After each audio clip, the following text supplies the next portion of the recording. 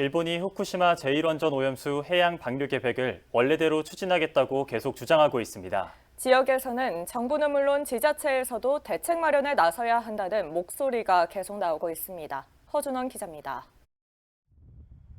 지난 2021년 4월 여러 척의 어선들이 남해 미조항에서 바다로 나섰습니다.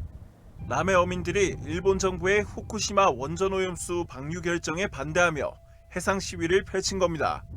사천과 남해, 하동 등 남해안과 인접해 있는 서부 경남은 오염수 방류에 대한 강한 반대 목소리를 지속적으로 내왔습니다.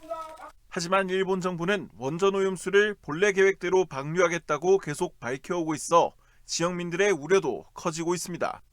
이에 지역에서는 중앙정부는 물론 지자체에서도 자체적으로 대책 마련을 해야 한다는 주장들이 이어지기도 했습니다. 사천시의회 전 의원은 일본 원전수 해양 방류 투기 결정 철회와 해양 방류 피해 대책 특별법 제정을 촉구하는 결의안을 상정했습니다. 사천시도 하루빨리 대책반을 구성해야 할 것입니다.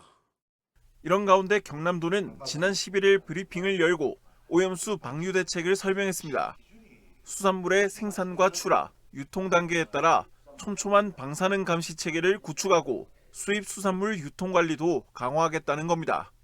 먼저 도는 해양 항만과의 수산물 안전 담당을 신설을 했습니다. 그리고 수산안전기술원에 수산물 안전관리센터를 개소하는 등 오염수 방류 관련 전담 조직을 운영을 하고 있습니다. 출하 단계 수산물의 방사능 감시 강화를 위해서 휴대용 방사능 측정 장비를 수협에 지원하고 있으며 구체적으로는 수산물 안전관리센터 방사능 분석 장비와 전문 인력을 확충해 생산 단계 수산물의 방사능 검사량을 늘릴 계획입니다.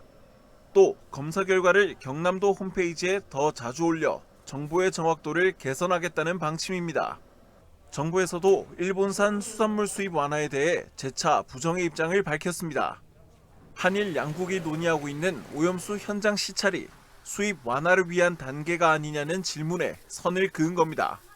수입이 금지된 그 배경은 그때 왜 10년 전에 요 방류 문제가 아니고 그쪽 해저가 다 지금 오염되어 있고 그로 인해서 수산물이 지금 오염되는 이 문제 때문에 국민들 안전을 위해서 수입을 금지한 겁니다.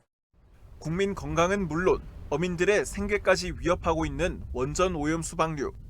오염수에 대한 명확한 검증도 필요하지만 피해 발생을 줄이기 위한 적극적인 대책 마련이 필요한 시점입니다. SCS 허준원입니다.